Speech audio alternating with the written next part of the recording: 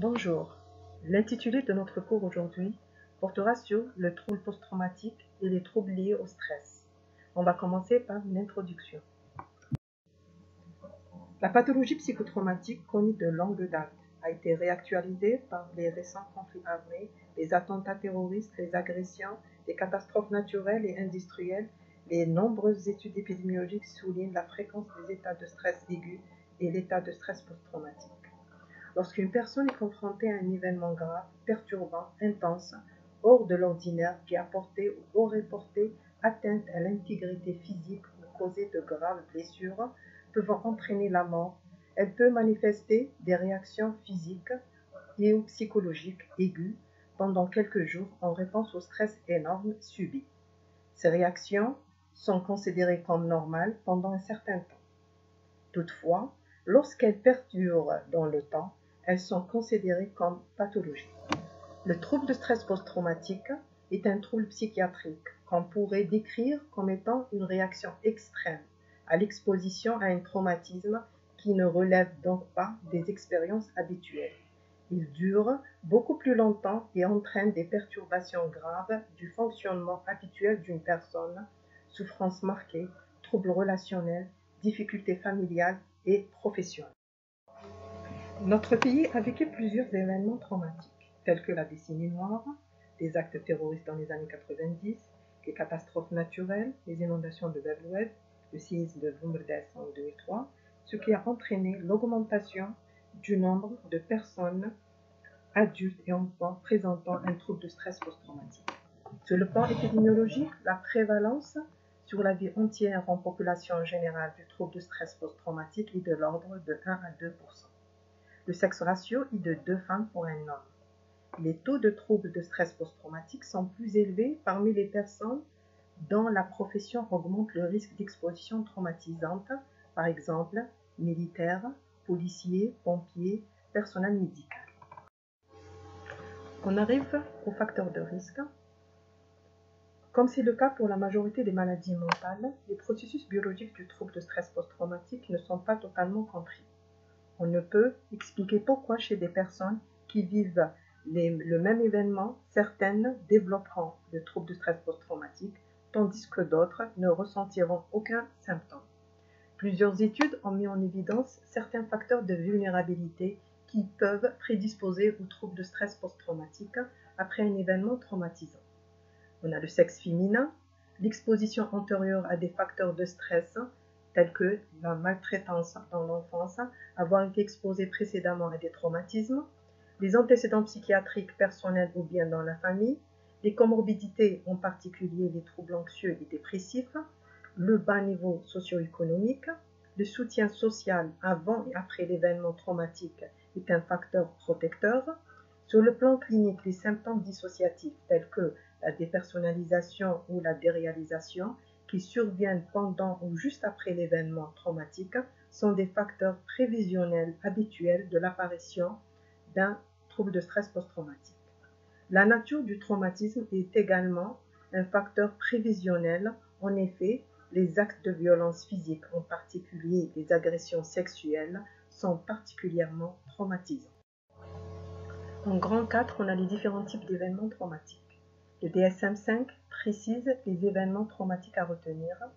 Un événement traumatique peut être un accident, une agression violente, un viol, une prise d'otage, un incendie, un tremblement de terre, une inondation ou bien au cours d'une guerre. Le sujet est exposé à la mort effective ou à une menace de mort, à une blessure grave ou à des violences sexuelles d'une ou plusieurs des façons suivantes. L'exposition peut être directe, en étant directement exposé à un ou plusieurs événements traumatiques, en étant témoin direct d'un ou de plusieurs événements traumatiques survenus à d'autres personnes. L'exposition peut être indirecte, lorsqu'un individu apprend qu'un événement traumatique violent ou accidentel a touché des proches, par exemple la mort violente ou bien un homicide ou bien un suicide, la mort inattendue d'un proche ou bien l'exposition aux détails d'un tel événement dans le cadre de son travail, par exemple intervenant de première ligne dans le rassemblement des restes humains. En grand 5, on a le tableau clinique. Le trouble se caractérise par une variété de symptômes qu'on peut généralement regrouper en 4 catégories. On commence par les symptômes envahissants ou intrusifs. On a la réviviscence, qui est intrusive, involontaire, répétée, avec la réaction de désarroi initial de la situation traumatique. Elles apparaissent de façon soit spontanée, les intrusions répétitives à forte composante sensorielle sont diurnes.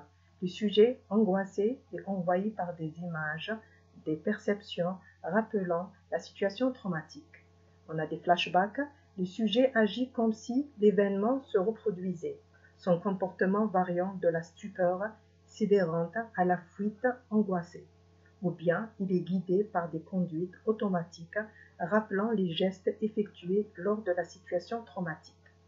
Les réviviscences sont aussi nocturnes, dominées par des rêves répétitifs, rappelant la scène traumatique, parfois véritable terreur nocturne avec réveil brutal du patient, soit réactionnelles à des indices internes ou externes rappelant la situation traumatique, images, bruits, odeurs, lieux, personnes et conversations.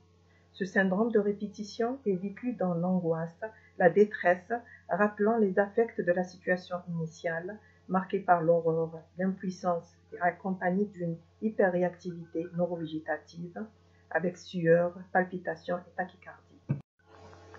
Après le syndrome de réviviscence, on a les conduites d'évitement. Pour tenter d'éviter les réviviscences douloureuses, le patient fait des efforts pour éviter les souvenirs, les pensées ou sentiments et se détourne de tout indice rappelant la situation initiale redoutée. Il renonce à certains trajets, lieux, activités, programmes de télévision et films. Il met en œuvre des stratégies qui modifient ses habitudes, essayer de ne pas penser au trauma, essayer de ne pas ressentir les émotions reliées au trauma, éviter ou tolérer avec difficulté ces stimuli, des lieux qui rappellent des souvenirs traumatiques. On a les altérations négatives des cognitions et de l'humeur. Sur le plan cognitif, il y a une incapacité à se souvenir d'un aspect important de l'événement traumatique. Le rappel volontaire de l'événement traumatique est laborieux et incomplet. Une telle amnésie est typiquement due à une amnésie dissociative et n'est pas due à un traumatisme crânien, à une prise d'alcool ou des médicaments. Les croyances ou les attentes négatives persistantes et exagérées face à soi, à autrui ou le monde. Ça peut se manifester par des idées négatives concernant la personne ou sur autrui telles que « j'ai toujours eu un mauvais jugement »,« je suis une mauvaise personne »,« les gens ayant autorité ne sont pas dignes de confiance ». Les cognitions fausses et persistantes à propos de la cause et des conséquences de l'événement traumatique qui ont amené la personne à se blâmer ou à blâmer autrui, la victime et à la recherche d'un coupable, un ou des responsables extérieurs, autoresponsabilisation avec recherche des leçons à tirer de l'expérience et culpabilité qui rétablit la croyance qu'on peut contrôler sa vie. Sur le plan émotionnel, l'état émotionnel négatif est persistant. Exemple, peur, horreur, colère, culpabilité ou honte, avec une incapacité persistante d'éprouver des émotions positives, incapacité d'éprouver du bonheur, la satisfaction ou sentiment affectueux, avec une diminution marquée d'intérêt ou de participation à des activités significatives, impression de détachement ou d'aliénation face à autrui. L'individu peut éprouver une réduction nette de l'intérêt pour des activités précédemment appréciées ou une diminution de la participation à ces mêmes activités, avec un sentiment de détachement d'autrui ou de devenir étranger par rapport aux autres. L'altération marquée de l'éveil et de la réactivité. On a une altération de l'activation, une hypervigilance, un état de qui-vive permanent, un état d'alarme dont l'objectif est de dépester et d'analyser le moindre stimulus environnemental qui peut être interprété comme une nouvelle menace. L'hypervigilance à l'environnement est une source d'angoisse qui elle-même accroît l'hyperréactivité sensorielle. Le patient perçoit tous les stimuli amplifiés et non discriminés, ce qui explique en partie les fréquentes réviviscences et réactions de sursaut. Elles sont ressenties comme une perte de contrôle qui augmente l'irritabilité avec parfois des accès de colère dans un contexte d'alerte permanente. On a des réactions de sursaut exagérées en réponse à des bruits forts ou des mouvements inattendus, tels que des sursauts à la suite d'un freinage d'un véhicule, à une explosion d'un pétard, sonnerie de téléphone.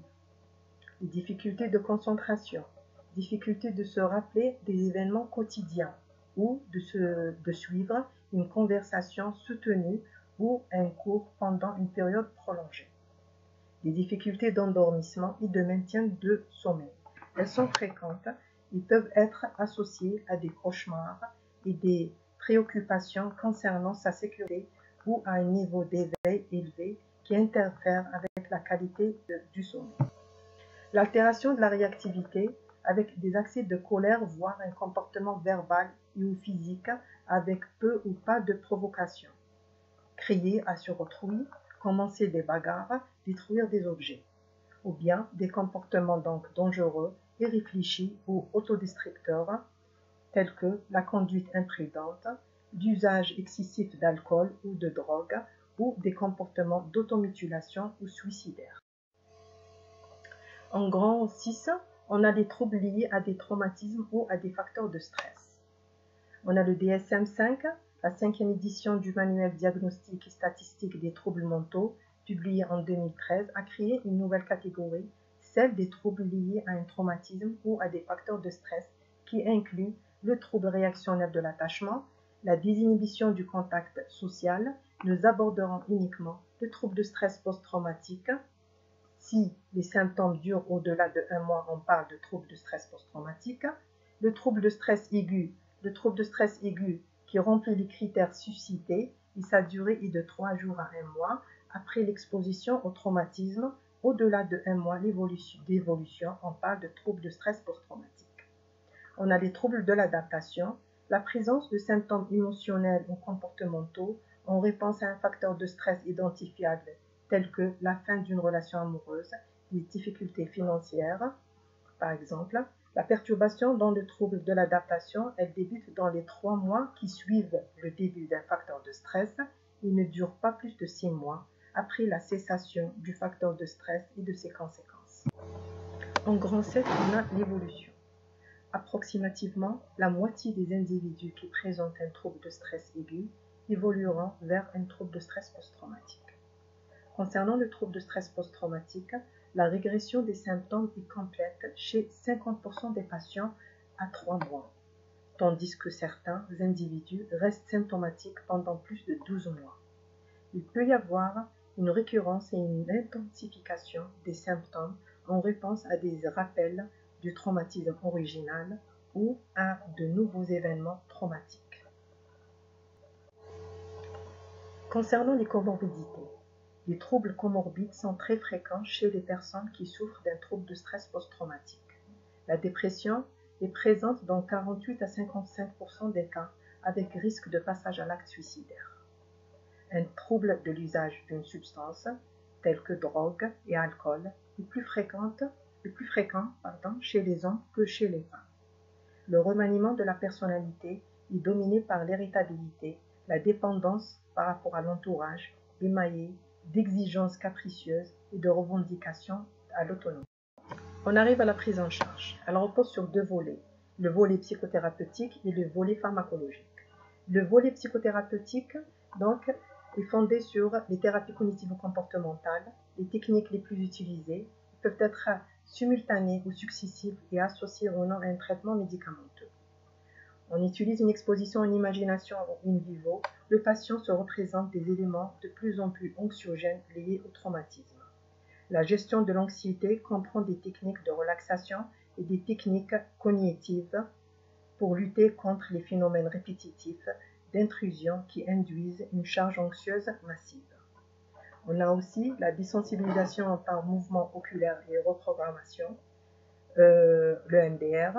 Le patient est invité à évoquer certains éléments de souvenir alors que son attention est focalisée sur des stimuli bilatéraux visuels, l'indication des mouvements oculaires alternés lorsque le sujet suit l'index du thérapeute. Le volet pharmacologique. Les bases du traitement pharmacologique du trouble de stress post-traumatique n'ont pas changé. En première ligne, on prescrit un antidépresseur de la classe des inhibiteurs sélectifs de la captive de la sérotonine, les ISRS. Parmi les ISRS, on peut citer par exemple la paroxétine, la sertraline ou encore la fluoxétine. Les posologies dans le traitement du stress post-traumatique sont plus importantes que celles prescrites dans la dépression. La sertraline entre 100 et 150 mg par jour, la fluoxétine entre 60 et 80 mg par jour. La durée du traitement après une réponse satisfaisante est estimée entre 12 et 18 mois. En cas de manifestation anxieuse persistante, on pourra proposer une anxiolyse par les antihistaminiques tels que l'hydroxyzine ou les bêta-bloquants tels que la propramine. On ne doit pas oublier les aspects médico-légaux. Le droit des victimes évolue dans le sens d'une aide ou d'une réparation adaptée aux préjudices subis qui participe aussi à la dynamique des processus thérapeutiques. En conclusion, on peut dire que la pathologie psychotraumatique mérite d'être mieux connue tant dans ses formes typiques que dans ses expériences partielles. Ses évolutions durables, dominées par la dépression, les troubles addictifs, le remaniement de la personnalité et la prise en charge précoce améliorent le pronostic évolutif. Je vous remercie et je vous souhaite une bonne fête de l'Aïd.